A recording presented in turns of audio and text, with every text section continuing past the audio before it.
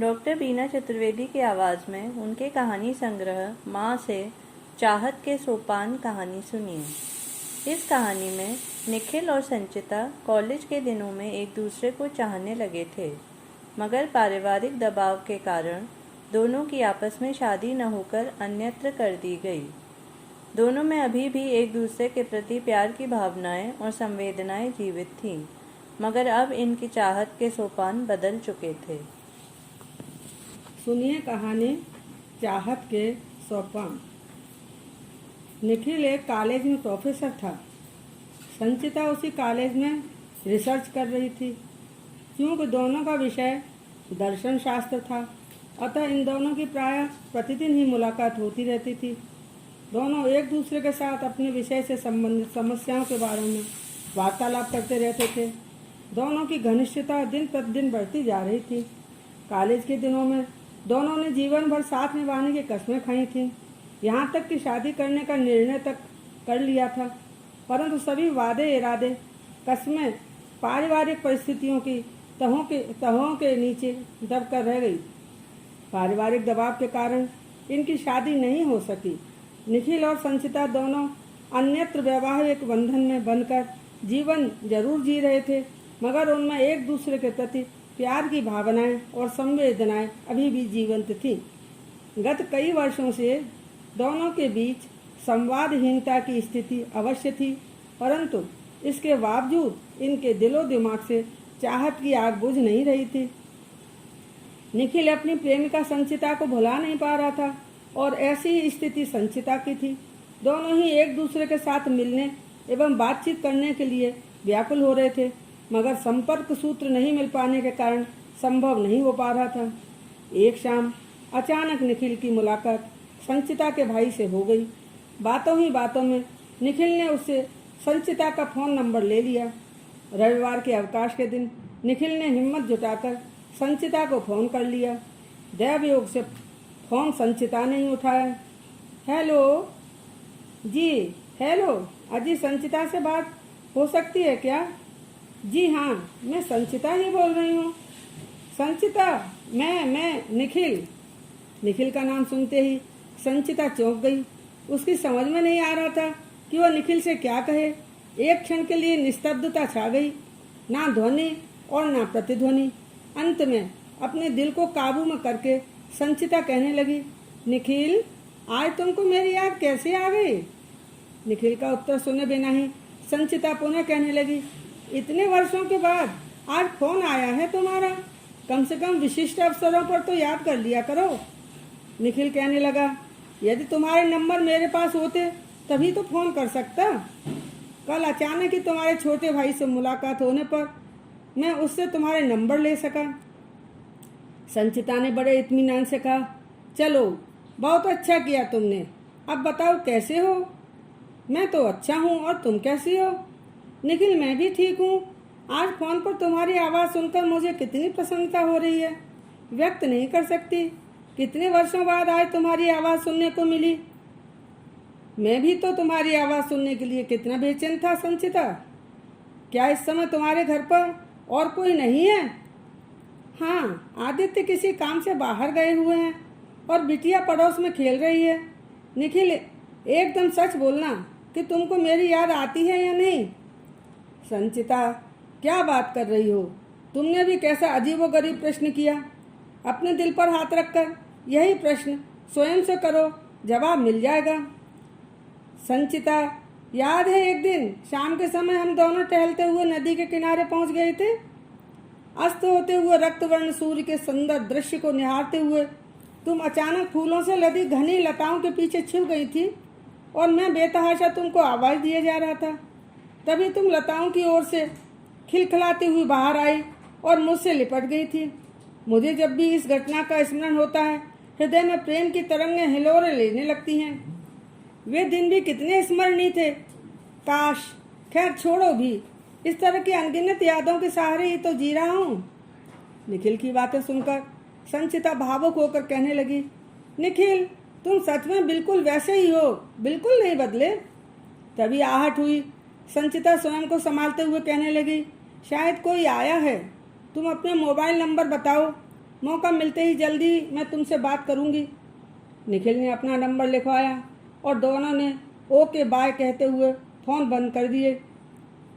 निखिल और संचिता का अब फोन पर बात करने का सिलसिला शुरू हो गया था। पुरानी स्मृति वल्लरियां चाहत का सहारा पाकर पुनः ऊर्ध्वगामी होने लगी थीं। यद्यपि संचिता बार बार निखिल को स्मरण कराती रहती थी कि उन्हें अपनी सीमाएं नहीं भूलनी चाहिए। मैं एक बेटी की माँ हूँ और तुम एक बेटे के पिता। निखिल पर संचिता की इन बातों का कोई असर नहीं होता था। अपनी चाहत को पुनः पाकर वह पागल सा हो गया था। चाहत के तूफान में उसका विवेक और धैर्य अस्तित्वहीन हो चुके थे। अब वह हर समय फोन पर संचिता से मिलने की जिद करता रहता। संचिता के मन में हमेशा यही बात कौंधती रहती कि उसे यह सब नहीं करना चाहिए, यह गलत है। दोनों परिवारों के भविष्य के लिए यह पूर्णतः अनुचित है। उसे इस दलदल में नहीं फंसना चाहिए। परंतु निखिल के आकर्षण से वह इतनी मंत्रमुग्ध थी कि सब कुछ समझते बूझते हुए इसे नजरअंदाज नहीं कर पा रही थी। आखिरकार निखिल का चिर प्रतीक्षित दिन आ ही गया।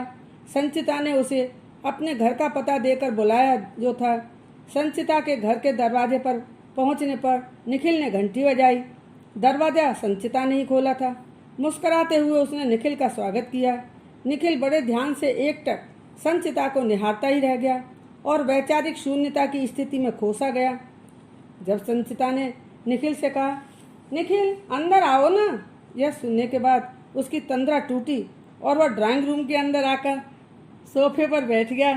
संचिता कहने लगी, मैं कब से तुम्हारी प्रतीक्षा कर रही थी। दोनों एक दूसरे के नज़दीक बैठकर चाय पी रहे थे और दोनों की बातों का क्रम अनवरत चल रहा था। निखिल की बातें सुनते हुए संचिता मुस्कुराई जा रही थी।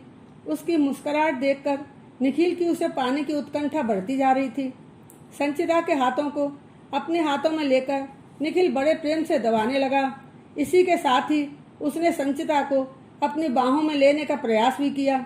निखिल की इस तरह की अप्रत्याशित हरकतें देखकर संचिता का शरीर थर-थर कांपने लगा। उसने एक झटके के साथ स्वयं को निखिल की पकड़ से मुक्त कर लिया और क्रोधित होकर कहने लगी, निखिल तुम यह सब क्या करने लगे?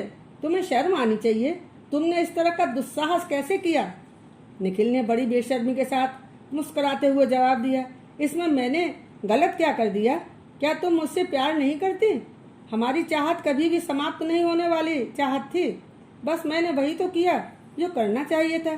संचिता ने कहा, हाँ मैं तुमको चाहती थी, चाहती हूँ और ता जिंदगी चाहती रहूँगी, प्यार करती रहूँगी।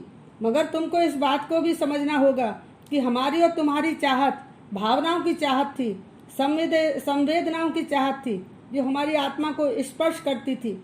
मगर समर्पण की भावना से बहुत दूर इसमें वैशीपन का न कोई स्थान था और न होगा। यदि हम ऐसा करेंगे तो चरित्रहीन लोगों की श्रेणी में हमारा नाम लिखा जाएगा। वासनाओं से पूरित चाहत से हमारी चाहत बहुत ऊपर उठ चुकी है। अपनी चाहत को ऊंचाइयों से नीचे मत गिराओ। निखिल, अब हमारी चाहत सीमाओं के बंधन में बंध चुकी है, अतः इन सीमाओं को तोड़ने का प्रयास बिल्कुल मत करो। अब हमारी चाहत के सोपान बदल चुके हैं। इतना बोलते हुए संचिता भावुक हो गई। उसकी आंखों से आंसुओं का समुद्र उमड़ पड़ा। संचिता को इस हाल में देखकर निखिल भी भाव विभोर हो गया। उसे अपनी गलती का एहसास हो चुका था। वह कहने लगा, संचिता आई एम सॉरी, मैं भावनाओं में बह गया था। तुम्हारे विचार सुनने के बाद मैं स्वयं को बहुत छोटा महसूस कर रहा हूँ। अब तक मैं समझ ही नहीं पाया था कि हमारी चाहत के अर्थ बदल गए हैं, लक्ष्य भी बदल गए और सोपान भी। संचिता कहने लगी, निखिल तुमने मेरी बातों को मात्र समझा ही नहीं बल्कि अपनी गलती को स्वीकार भी कर लिया। इससे मुझे संतोष हुआ। मेरी दिली तमन्ना है कि तुम अपने काम पर पूरी शिद्दत के साथ फोकस करो। मैं पत्रिकाओं में हमेशा तुम्हारे आर्टिकल्स तलाशती रहती हूँ। जिस दिन मुझे तुम्हारा आर्टिकल मिल जाता है मैं उसका एक एक शब्द बड़े ध्यान से पढ़ती हूँ। हमारी सभ्यता और संस्कृति पर लिखे जाने वाले तुम्हारे आर्टिकल मुझे बहुत पसंद आते हैं। मेरी दिली तमन्ना है कि हमारे देश के प्रति लेखक के रूप में तुम अपना नाम रोशन करो। निखिल कहने लगा, संचिता अब बस भी करो, मेरी तारीफ के कसीदे मत बुनो। तुम मुझे यह बताओ कि तुम्हारा रिसर्च वर्क पूरा हुआ या नहीं। संचिता ने जवाब दिया, आगामी मास में विश्वविद्यालय कन्वोकेशन करने जा रहा है। उस समय मुझे पीएचडी की डिग्री मिल जाएगी। निखिल कहने लगा, ओह रियली? सच में संचिता, मुझे यह जानकर बहुत खुशी हो रही है कि अब तुम्हें लोग डॉक्टर संचिता के नाम से संबोधित किया करेंगे।